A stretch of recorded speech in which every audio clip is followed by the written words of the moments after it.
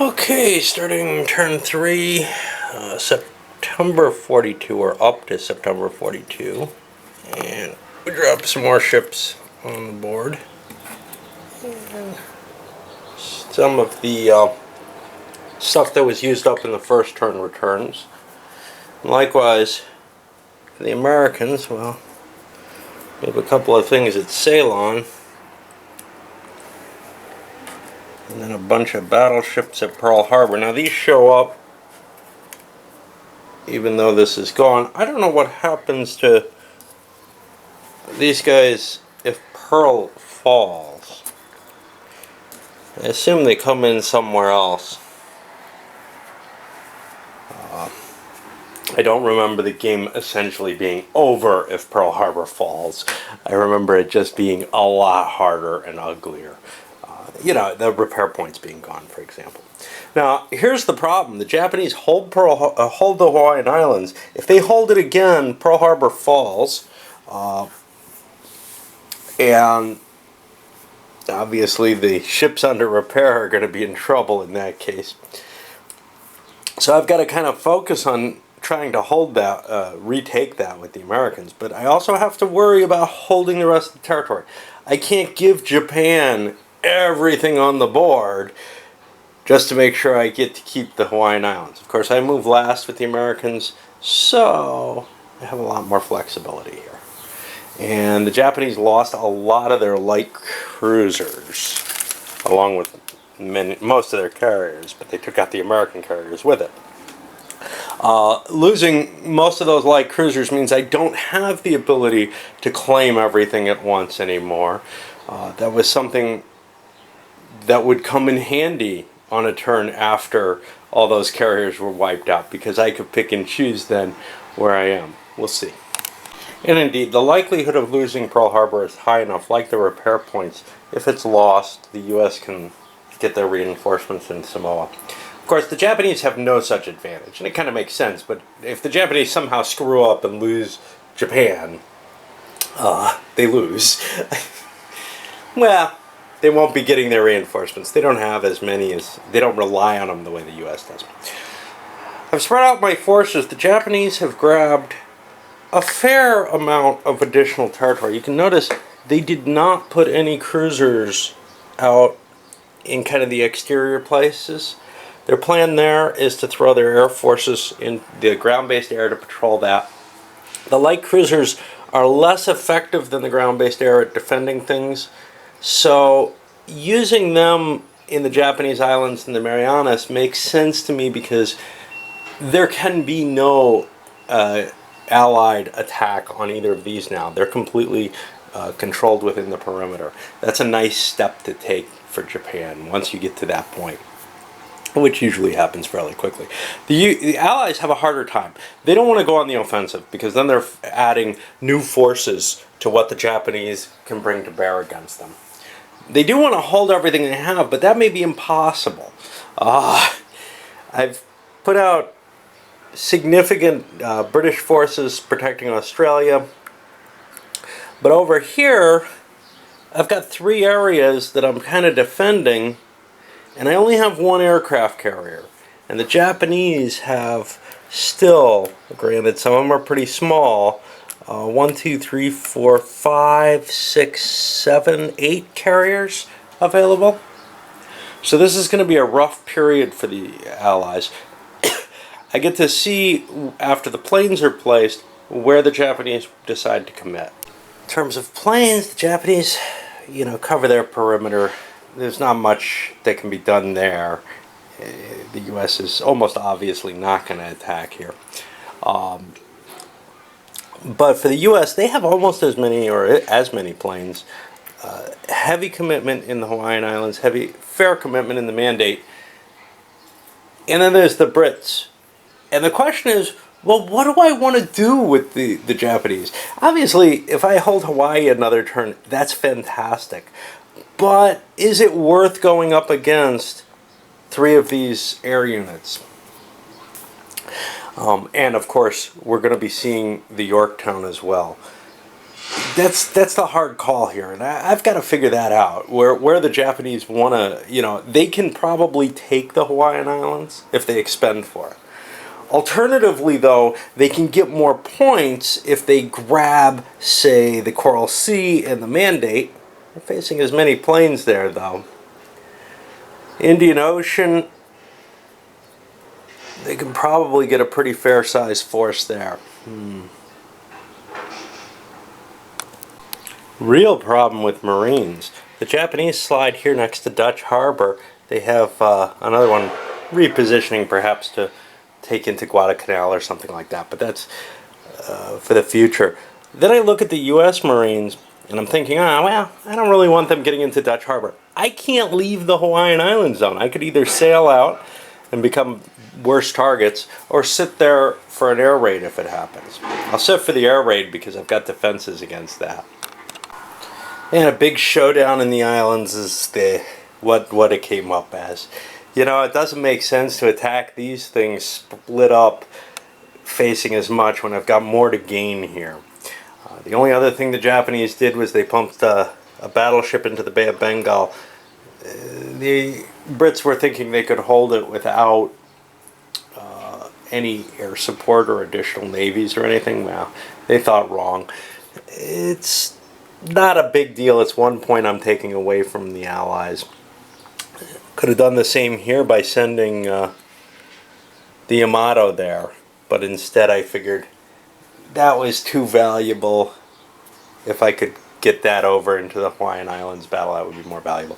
One of the Japanese carriers didn't make it. One of the battleships didn't as well, but one of the carriers didn't make it. Too far away, too slow. So it's a little bit closer fight. The Allies, well, the Americans threw their carrier and everything they got in there. It's going to be a showdown there, and probably the game is being decided on this little battle. I got to remember, throw my... So here's the question. Do I want to just pop that? I think I'd rather hunt a lone ship like that for a victory point rather than try. Hey, what's cool here is, yes, I could sink the Yorktown with it.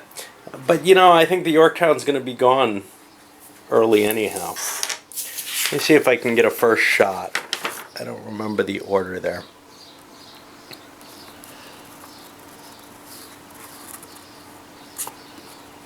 Yeah, I think it only happens at the end of a round of combat. So, the submarine can't wipe out your enemy before he gets a chance to hit you with his planes. Well, for whatever reason, the Japanese chose to fight mainly because any American ships couldn't withdraw to Pearl Harbor with its higher repair factor without taking significant risk. They chose to fight out all the other battles before they go to Hawaiian Island. I haven't yet decided if I want to land at Dutch Harbor yet. I'm going to hold that off until after. But they lost a total of 3 of their nice cruisers again. In some cases withdrawing. They did some damage to the Royal Sovereign. 3 points. That's going to, kind of put a crimp on that. I got to be careful because starting next turn, we have British start withdrawing some of their units. That's one thing the Allies have to face, is they have to pull units out during the battle. Anyway, on to the big boy. Results of the first round of battle there. Now, using the task force rules, it ended up, the die roll for day or night ended up being the mixed. Day and night at the same time. Which meant the day battle went first. The Japanese did not sight the Americans for the day battle. And that meant that the Yorktown was able to sink the Akagi. No other carriers went down. Lucky shot, essentially. But not terribly lucky. You got 4 dice at +1. Chances are you're going to hit. And they got enough damage to do it in. Then came a night battle, though. The U.S. tried to hide. They failed. So you never end up in that both sides, only one side can attack like you do with the air battles. So ended up managing to get the Yamato lined up against the Yorktown and hit it. It only got an X, though, which means the Yorktowns were returning home along with a number of these other battleships, which probably means this battle is over. The U.S. may want to withdraw, although all they have on the line are cruisers and their Air Force units. So it may be worth continuing to fight, losing those cruisers in exchange for maybe taking down more carriers. I have to decide that. On the Japanese side, they took damage on a couple of their battleships. Minor damage, not sunk, but 3 more of their light cruisers went under. And this is really painful to them. Those are very good little ships. About equivalent, other than their damage, their ability to stay in battle, to the smaller battleships, the older battleships. There goes a U.S. light cruiser too. They're no big deal. They never get any better or anything. There's another one. But I think the U.S. is going to stick around, and of course the Japanese are going to stick around. In fact, we've got a problem. The Japanese are almost out of their cruisers, which may mean they don't get to keep control of the Hawaiian Islands and thus don't capture them. The Japanese won the choice a couple times in a row with night battles, but the U.S. was able to hide from them in both cases. Then came a day battle, both sides searched. Only the Japanese found the Americans, and they did some serious damage to the air points that were there, as well as knocking out almost all those cruisers.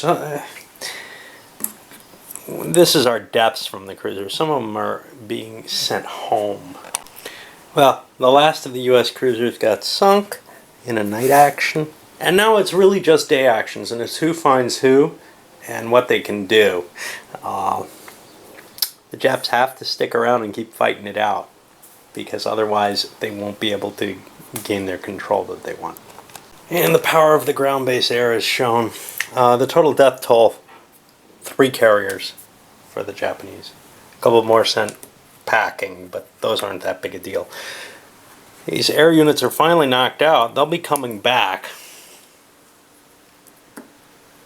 down here. So they're not that big a deal in terms of the loss, except that they won't be available for these important point-scoring turns. But the Japanese lost a bunch for this. They did not lose their patroller. What the Americans did was they kind of sucked the Japanese in, continuing to just attack carriers, making it seem like there was still some reason to stick around. And there really is, which is this holding. Now I've got to do the air raids on those fleets that I left in there trying to be repaired. Actually, I can just ignore that. I'm getting a successful invasion. I believe they'll be wiped out by that. Let me make sure. No, I was wrong there. They're not damaged enough that they can't move, so they do get to get out of there, including the Marines. They all get to slip away as that's being captured. So, I think we're done with that battle. Total cost.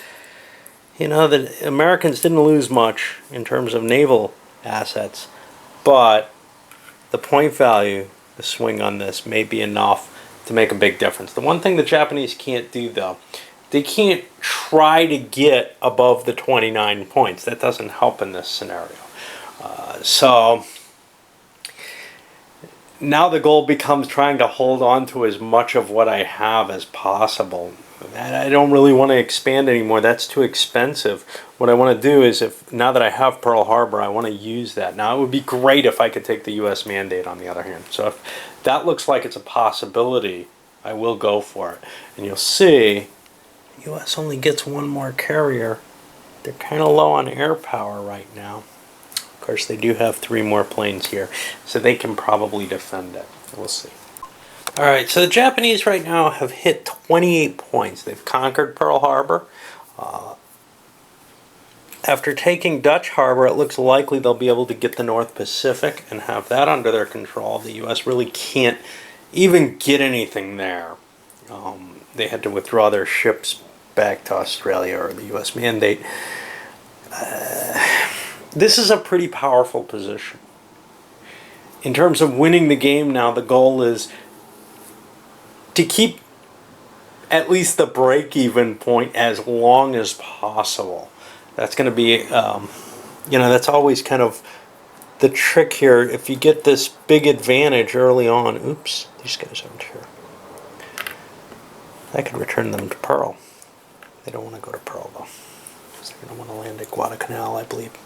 That's the last thing, and that kind of creates this perimeter, right?